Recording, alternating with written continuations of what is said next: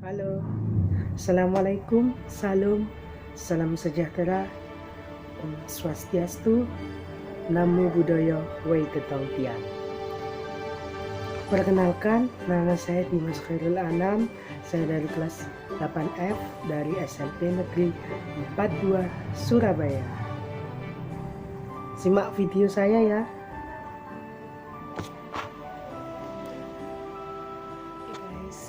Tadi saya sudah memperkenalkan diri dan saya akan menjelaskan berpresentasi atau presentes yang bertema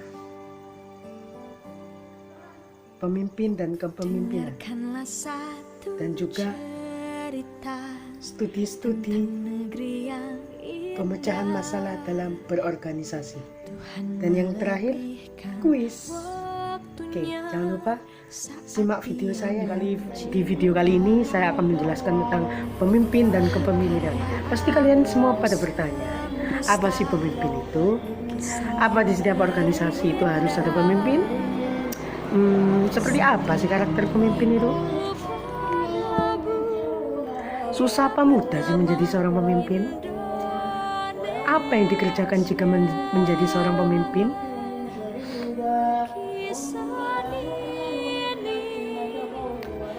Apa sih fungsi dan pentingnya menjadi seorang pemimpin bagi kita? Kelebihan apa sih karakter seorang pemimpin? Bagaimana caranya kita menjadi seorang pemimpin? Apakah seorang pemimpin harus mempunyai visi dan misi? Dan apa misi dan visi dan misi itu sih? Yuk kita pecahkan masalah. Kalian tadi sudah bertanya-tanya, apa sih pemimpin itu? Nah, jadi di setiap organisasi itu pasti ada seorang pemimpin. Maksudnya di setiap organisasi itu pasti ada seorang pemimpin, baik itu ketua, wakil, sekretaris, bendahara, sikamanan, dan lain sebagainya. Jadi di suatu organisasi itu harus ada pemimpin. Tentunya di suatu organisasi besar seperti organisasi apa, misalnya seperti organisasi siswa, OSIS, seperti organisasi PMR, seperti organisasi sekolah, organisasi tentang dan lain sebagainya, banyak pokoknya. Jadi pokoknya bukan setiap organisasi saja yang ada seorang pemimpin. Di rumah pun ada seorang pemimpin, yaitu ayah. Benar?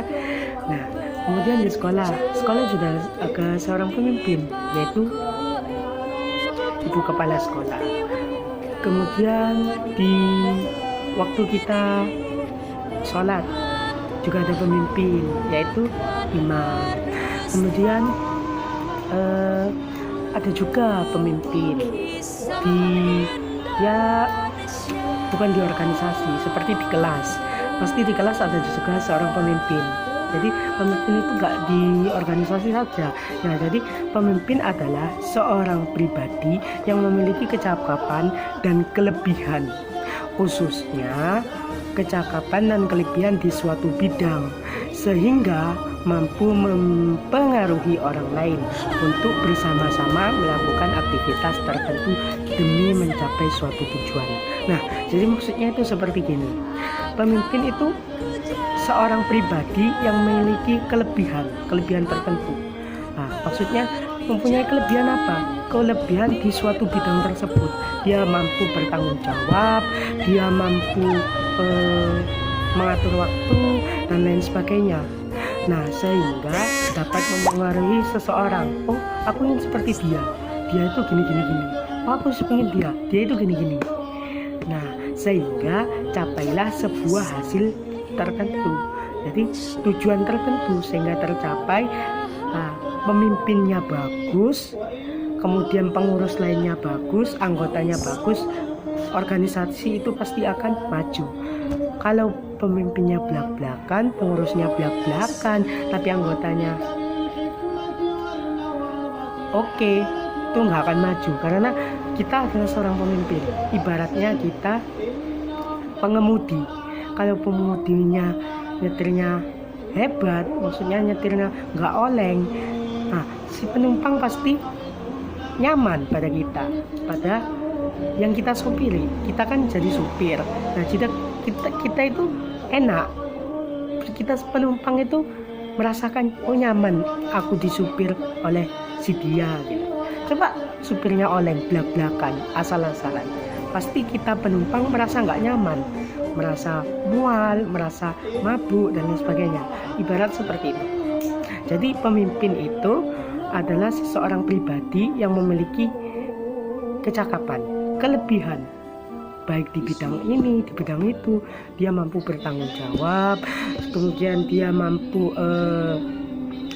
mengatur waktu, dia mampu mengucap, dan maksudnya kata-kata itu dikeluarkan dengan maksimal, dengan semaksimal mungkin, sehingga orang-orang itu merasa ikut, aku merasa ingin seperti dia gitu.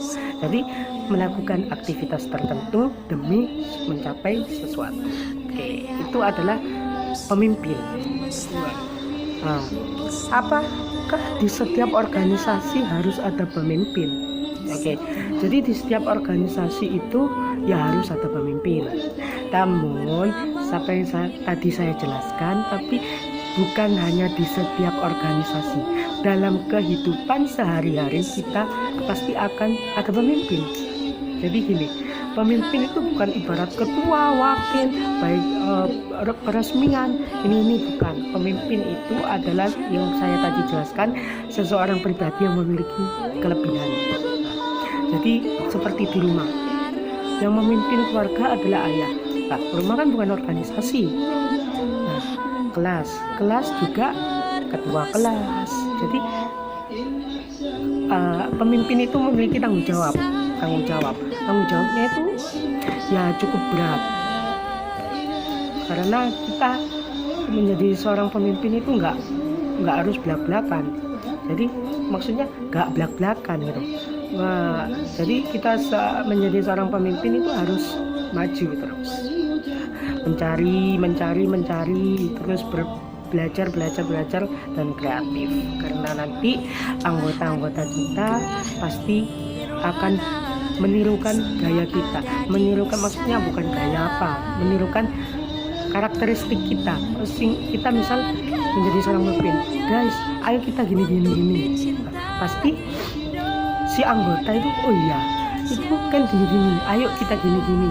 Kemudian anggota nyaut lagi, iya saya tambahi, saya gini. Jadi saya nggak enak gitu. Jadi si anggota itu merasa nyaman. Jadi bukan hanya di setiap organisasi saja pemimpin itu, melainkan di mana saja itu harus ada seorang pemimpin, bukan hanya organisasi saja. Itu penjelasannya. Seperti apa sih karakter menjadi seorang pemimpin itu? Yang ketiga ya. Oke, yang sudah saya jelaskan tadi, karakter seorang pemimpin itu adalah mempunyai kecakapan dan kelebihan khusus.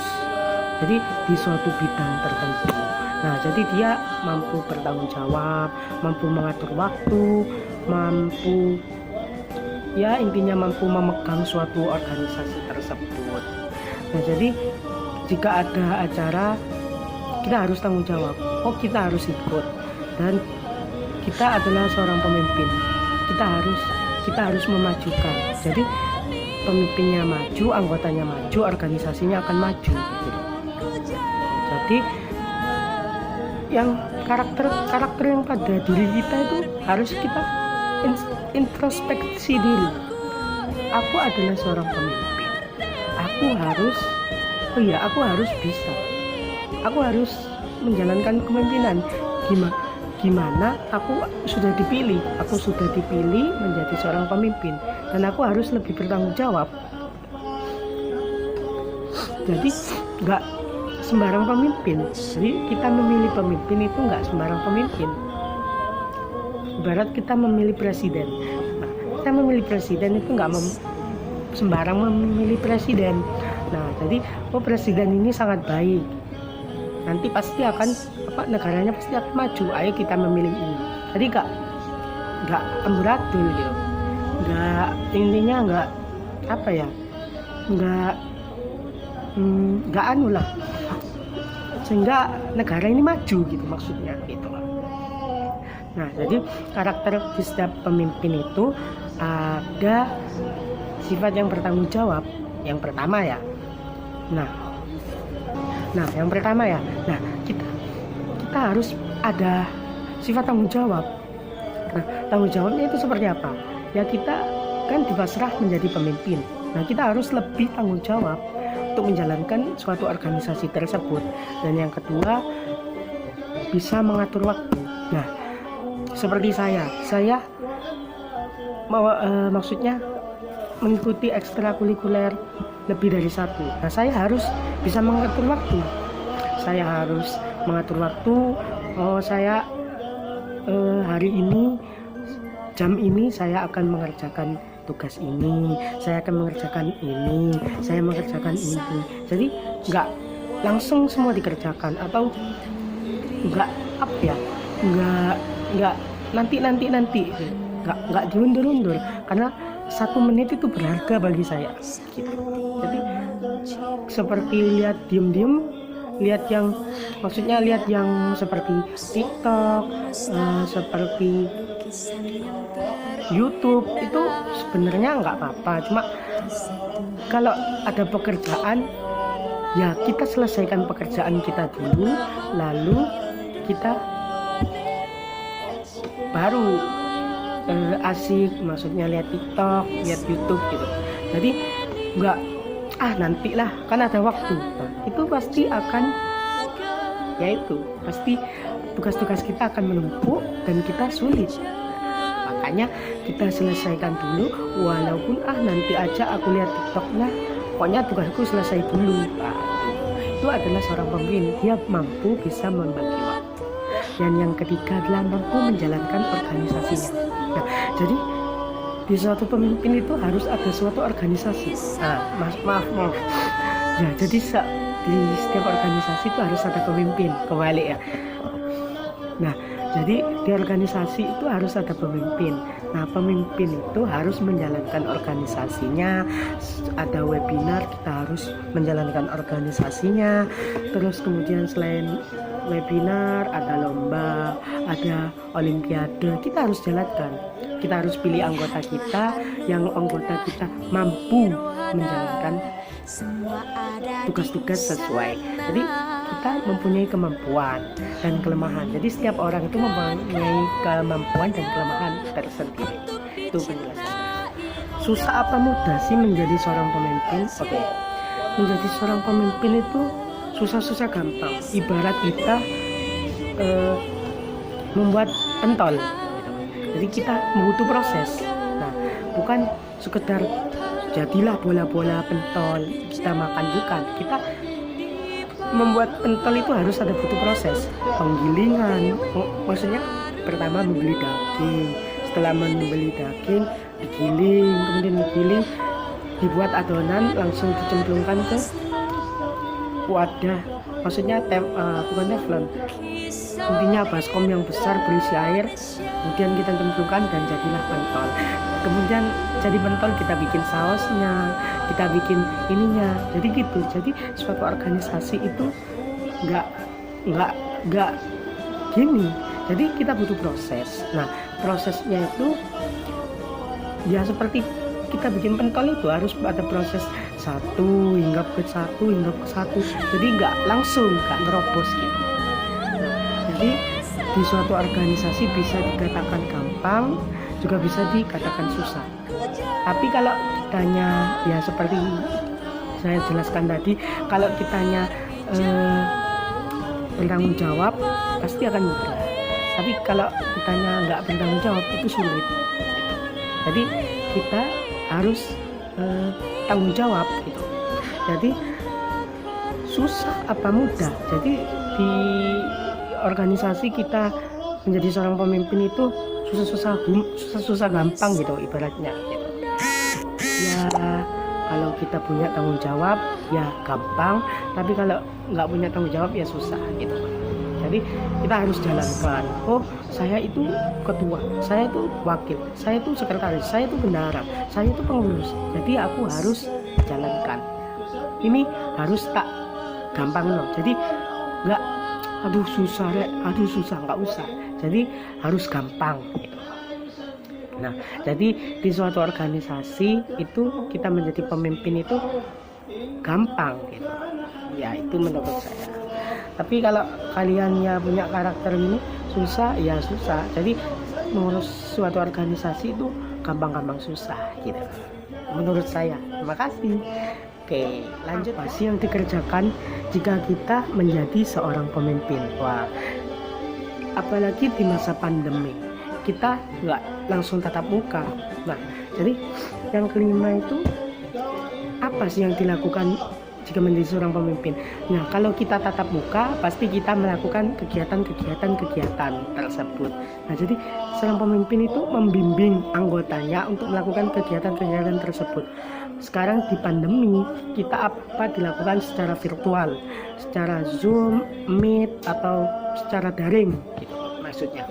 Nah, jadi apa yang dikerjakan jika menjadi seorang pemimpin? Jadi di seorang pemimpin itu gak dikerjakan 1-2, melainkan banyak, lebih dari 1, lebih dari 2. Tapi kita, seperti saya bilang tadi, kita harus bisa membagi waktu, karena 1 detik, 1 menit pun berharga bagi kita, karena kita nggak tahu kapan kita memberhentikan nafas kita gitu. Nah, jadi dikerjakan kita menjadi seorang, apa yang dikerjakan kita menjadi seorang pemimpin itu banyak ya. Intinya seperti kita harus tanggung jawab, memberi tugas kepada anggota-anggotanya, memberi motivasi kepada anggota-anggotanya, kemudian memberi motivasi, memberi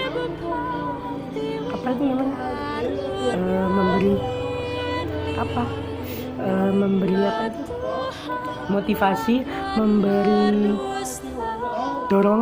memberi dorongan seolah ayo kita kuat, ayo kita kuatkan. Apalagi secara virtual ini kita harus butuh dorongan. Jadi kita harus bukan. Jadi kita harus mendorong maksudnya anggota-anggota untuk lebih semangat lagi. Jadi ibaratnya seperti itu. Oke, penjelasan dari saya. Kita lanjut untuk yang keenam ya. Untuk yang keenam, apa sih fungsi dan pentingnya jika kita menjadi pemimpin? Fungsi dan pentingnya ya. Fungsi dan pentingnya. Nah, kita adalah orang. Ibarat kita adalah manusia. Manusia itu adalah makhluk sosial, makhluk yang dimana mempunyai makhluk yang dimana harus butuh orang lain gitu kan. Jadi di diri kita itu ada harga diri kita. Nah, jadi kita fungsi dan pentingnya itu kita menjadi pemimpin itu sangat penting. Fungsinya itu untuk belajar, maksudnya untuk untuk kita belajar. Kita kan mungkin kita akan menjadi pemimpin organisasi terbesar di Indonesia misal. Nah, kita sudah belajar sejak dulu. Oh iya, saya dulu adalah pemimpin suatu organisasi, misal OSIS. Oh iya, saya adalah kemarin saya SMP adalah pemimpin organisasi, misal PMR. Nah, jadi di tuanya kita enak. Oh iya, gini loh nak, aku dulu di SMP aku itu menjadi seorang pemimpin di PMR, pemimpin di OSIS, pemimpin di organisasi lain gitu. Jadi membuat pengalaman kita, jadi seolah-olah itu membuat pengalaman kita dan memberikan contoh kepada anak-anak kita. Jadi apalagi saya adalah seorang laki-laki. Nah, kelak saya adalah menjadi pemimpin rumah tangga. Nah, saya belajar sejak dini. Jadi pentingnya dan fungsinya itu saya bisa belajar sejak sekarang gimana caranya bertanggung jawab, bisa mengatur waktu dan menjalankan apa tugas-tugas saya. Jadi pentingnya dan fungsinya itu. Jadi kita harus giat, lebih giat lagi. Oh iya, nanti tuanya kita sadar, oh iya, saya dulu di SMP saya adalah pemimpin ini, berarti saya sudah menjalankan, berarti oke, jadi yang di SMP itu harus kita lebih kembangkan lagi, lebih ditingkatkan lagi. Jadi seolah-olah nggak ya merasakan sudah pernah lah menjadi pemimpin, merasakan seperti itu. Jadi nanti di SMA, di jenjang S1, S2, S3, jadi ketika kita menjadi seorang pemimpin, maka kita akan wah gampang lah, saya juga sudah pernah jadi pemimpin. Jadi fungsinya itu memberi arahan kita, kita seolah-olah belajar dari sejak sekarang gimana cara memimpin di suatu organisasi tersebut. Jadi gitu penjelasan dari saya. Nah, sekarang yang ketujuh ya, kelebihan apa sih karakter seseorang pemimpin? Nah, apa yang saya ucap, setiap manusia mempunyai kelebihan dan kekurangan masing-masing. Kelebihannya yang seperti saya jelaskan tadi, yaitu kelebihan kecakapan dan kelebihan, khususnya kecakapan dan kelebihan di suatu bidang. Jadi kita itu mempunyai kelebihan di suatu bidang. Misal kita mempunyai kelebihan apa? Oh, kelebihan saya itu adalah membuat gambar misal.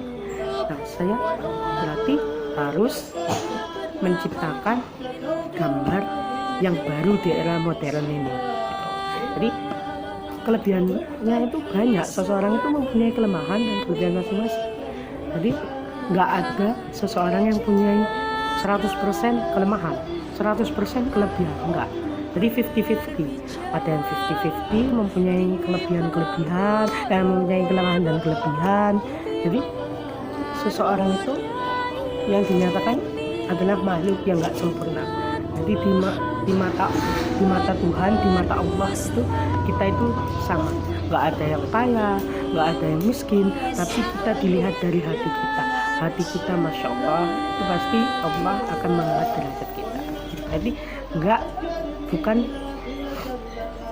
bukan berarti kita adalah pemimpin yang sukses, kita adalah seseorang yang kaya, kita adalah seseorang yang punya banyak bakat. Jadi di mata Allah itu kita sama, tapi yang membedakan adalah hati. Jadi meskipun ada orang baik, ada orang kaya tapi hatinya baik, insya Allah. Tapi kalau ada orang kaya tapi hatinya busuk, nah itu di mata Allah ya itu. Tapi kalau ada orang miskin hatinya baik, masya Allah, itu kaya hati. Nah, jadi kita ingin kaya di dunia dan di akhirat, sukses di dunia dan akhirat, bisa bertanggung jawab di dunia dan akhirat. Nah, jadi kelebihannya itu kita di suatu bidang tertentu. Jadi kelebihan seseorang itu banyak. Ada yang seperti saya kelebihannya gini. Nah, saya harus menjalankan ini, memperdalam kelebihanku ini agar nanti S1, S2, S3 saya kuliah apa yang kelebihan saya itu. Jadi gitu. Jadi kelebihannya di suatu organisasi bukan hanya kelebihannya ini dia itu pinter gini, harus dipilih ini. Jadi bukan, maksudnya kelebihan seseorang itu berbeda-beda, nggak semua sama, jadi berbeda-beda ini. Nah, jadi kelebihan seseorang itu berbeda-beda. Nah, jadi di organisasi itu dilihat dari ini kelebihannya itu ini kelebihannya soalnya anggap itu dari 3 calon pemimpin itu kita pilih kelebihannya ini, kelebihannya itu ini, kelebihannya ini. Jadi kita pilih mana yang lebih baik menurut kita.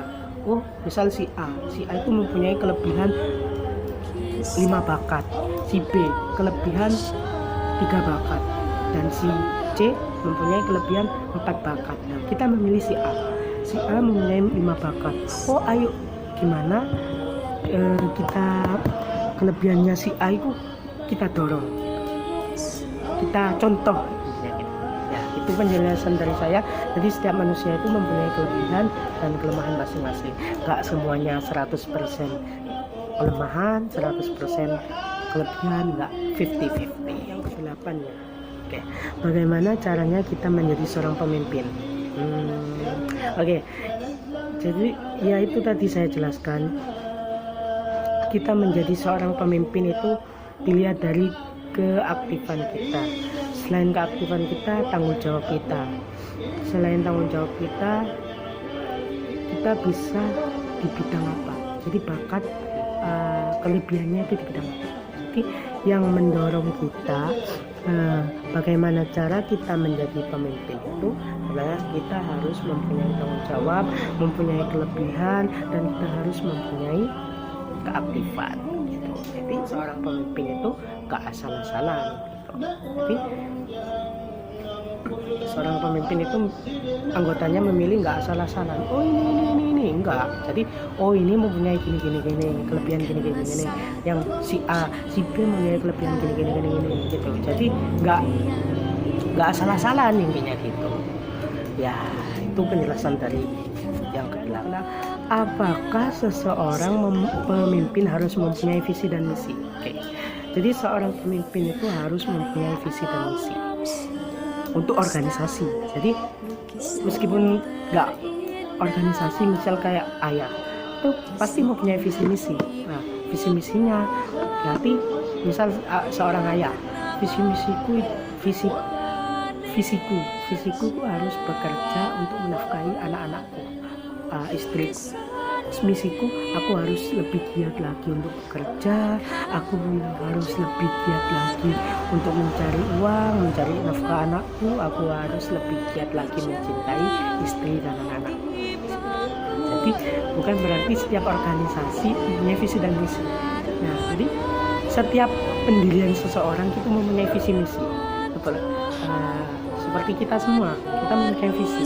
Visiku itu menjadi orang yang sukses. Misiku harus lebih giat, lebih belajar lagi supaya menjadi orang sukses. Itu kan? Jadi apakah seorang pemimpin itu harus mempunyai visi dan misi? Bukan hanya pemimpin, tetapi di diri kita juga mempunyai visi dan misi. Dan pemimpin juga mempunyai visi dan misi. Jadi setiap orang itu mempunyai visi dan misi. Oh, saya ingin kuliah jurusan ini. Tuh, kemudian oh iya aku harus lebih gini lebih giat belajar itu. Yang ke-10 adalah apa sih maksud visi dan misi itu? Oke. Saya cantumkan di sini. Visi adalah dan misi adalah. Itu penjelasan dari saya tentang kepemimpinan dan kepemimpinan. Semoga bermanfaat. Oke, kita alihkan video tentang studi-studi pemecahan masalah dalam berorganisasi. Kita akan membahas tentang studi-studi dalam pemecahan masalah. Di berikut daftarnya. Kita akan bahas satu demi satu. Adalah maaf. Oke. Nah, jadi kalau ada masalah kita harus meminta maaf terlebih dahulu. Tapi maaf itu bukan berarti maafkan saya ya, maafkan gitu. Jadi bukan. Nah, jadi ya intinya nggak apa-apa sih, maksudnya intinya dengan setulus hati. Nah, jadi meskipun maafnya panjang tapi hatinya nggak tulus, ya itu ya sama aja. Tapi kalau maafkan aku ya tapi hatinya tulus, ya pak ya itu. Jadi bukan maafkan aku ya tapi tulus, nggak apa-apa. Meskipun pendek tapi meskipun panjang tapi nggak tulus, ya itu. Jadi di suatu masalah itu kita harus ada kata maaf. Kita berbuat itu harus ada tanggung jawab. Jadi berani berbuat, berani bertanggung jawab. Jadi kita harus lebih tanggung jawab. ya.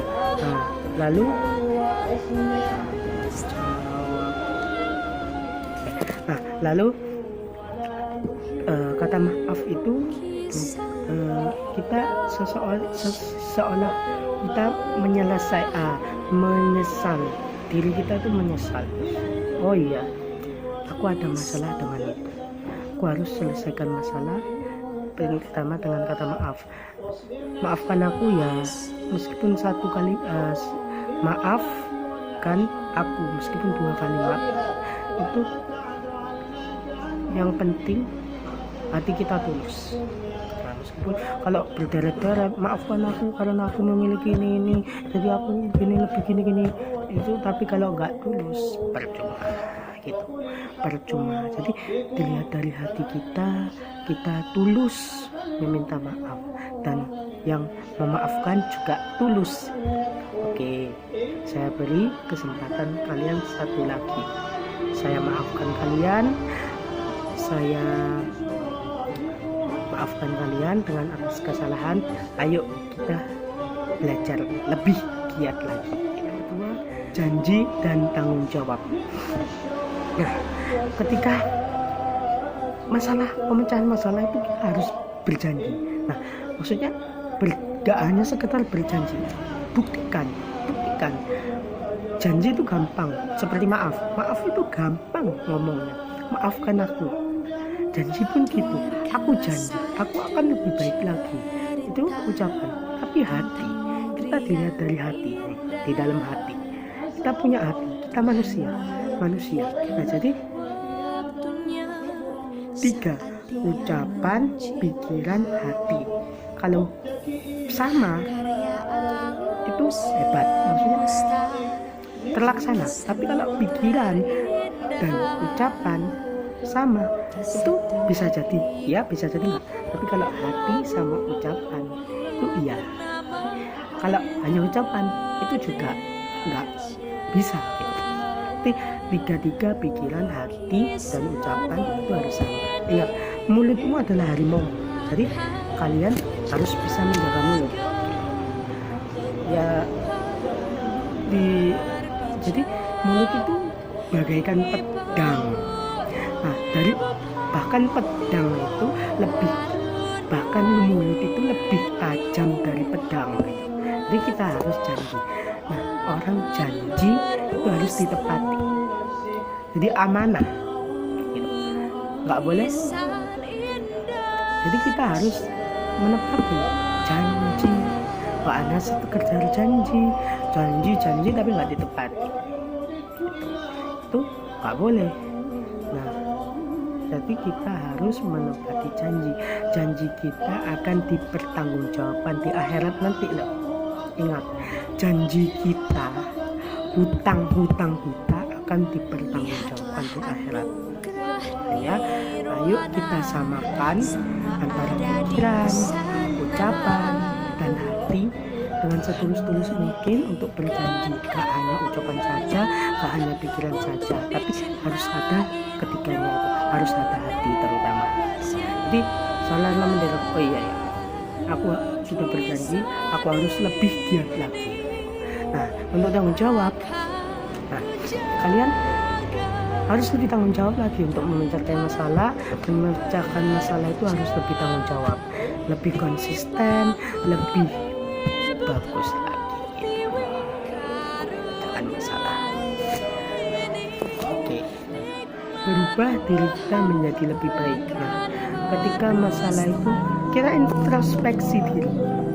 Apa ya salahku? Apa aku kurang gini? Ngaca kalian, bukan ngaca di cermin, bukan. Kalian ngaca sendiri, maksudnya bukan ngaca di cermin. Oh, aku ini kelihatan gini-gini. Oh, aku kurang surian. Oh, aku kurang. Nah, bukan. Tapi kalian itu harus ngaca, introspeksi diri, ngaca untuk diri sendiri. Oh, aku apakah ada kesalahan gini ya? Apa ada ucapanku yang tadi salah? Atau apakah aku kurang gini? Nah, jadi seolah-olah berubah diri kita menjadi lebih baik. Aku harus menjadi lebih baik. Aku harus meminta maaf. aku harus menyanyi, aku janji dan aku harus buktikan, gak hanya sekedar janji. Aku akan berubah diri kita menjadi lebih baik. Adalah dengan kepala dingin. Dengan kepala dingin itu bukan es batu taruh ke kepala, bukan. Iku es batu dalane endas. Wah, iki kepala dingin. Bukan. Dengan kepala dingin itu dengan memecahkan masalah dengan tenang. Maksudnya itu dengan kepala dingin, dengan santuy intinya.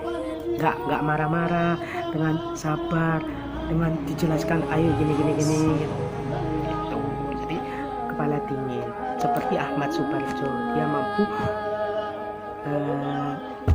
melerai, maksudnya antara goltu dan golmut, golongan tua dan golongan muda, sehingga itu seperti Ahmad Subarjo. Nah, jadi kita harus seperti Ahmad Subarjo, kita harus menyelesaikan dengan kepala dingin itu, melerai dan menyatukan dari golongan tua dan golongan muda saat hendak proklamasi. Dan kita harus dengan kepala dingin gitu ya, kita harus menyelesaikan masalahnya nggak dengan marah. Gini, jangan, kita harus menyelesaikan dengan kepala dingin. Oh iya, itu mungkin gini, ayo gini yuk. Oh iya, kita harus sabar, kita harus tabah, kita harus berdoa kepada Allah gitu. Allah lah maha kaya, maha segalanya, maha agung. Jadi kita terus berdoa kepada Allah. Allah akan memberikan doa-doa, mengabulkan doa-doa kita. Yakinlah. Mampu memecahkan dengan cara rundingan. Nah, tadi kita memecahkan masalah itu bisa dengan diri sendiri, tapi lebih baiknya, lebih bagusnya, lebih enaknya, lebih cepatnya dan lebih konsistennya itu dengan cara rundingan atau rapat atau musyawarah. Sesuai dengan sila kelima keadilan sosial bagi seluruh rakyat Indonesia, kita harus musyawarah. Jadi kita harus rundingan terlebih dahulu. Ketika ada masalah kita harus rundingan. Ini loh, aku ada masalah ini, yuk kita rundingkan. Oh iya, ayo kita rundingkan. Dimanapun itu adalah tanggung jawab kita semua. Ayo rundingan, masalahnya apa kita selesaikan sama-sama. Kemudian resolusi, resolusinya gimana, komplikasinya gimana, lalu resolusi. Jadi di sebuah cerita itu ada orientasi, komplikasi dan resolusi. Orientasi itu pengenalan, komplikasinya itu awal masalah hingga masalah memuncak. Jadi komplikasinya gimana, oh gini, dan resolusi itu penyelesaian masalah. Kita selesaikan dengan kepala dingin, dengan tanggung jawab, dengan lebih bertanggung jawab. Jadi dengan memecahkannya dengan cara rundingan kepada sesama. Jadi nggak boleh egoisme, janganlah egoisme, paham? Nah, jadi kita harus dengan rundingan. Ya, dengan cara rundingan, ayo diselesaikan secara bersama-sama dengan kepala dingin, dengan tanggung jawab yang lebih bagus, sehingga masalah dan resolusinya pun hasilnya bagus. Jadi yang kelima itu penting, jadi itu sangatlah penting untuk studi kasus penyelesaian masalah. Oke guys, tadi saya sudah video tentang pemecahan masalah. Nah, lalu saya mempunyai sedikit kuis untuk kalian ya. Sedikit kuis lah. Apakah kalian paham dengan penjelasan saya? Maka saya cantumkan kuis gitu. Yang gak harus dikerjakan. Penting kalian sudah menyimak video saya. Semoga bermanfaat. Akhir kata, wabillahi wattaufiq wal hidayah. Wassalamualaikum warahmatullahi wabarakatuh. Salam, salam sejahtera, Om Swastiastu, Namo Buddhaya, Kuwait Batamti. Salam kesehatan, jaga kesehatan, mematuhi protokol kesehatan 3M, memakai masker, mencuci tangan, dan menjaga jarak. Bye.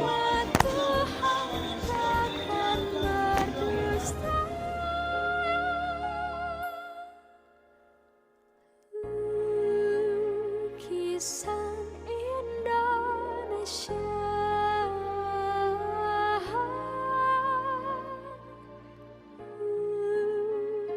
lukisan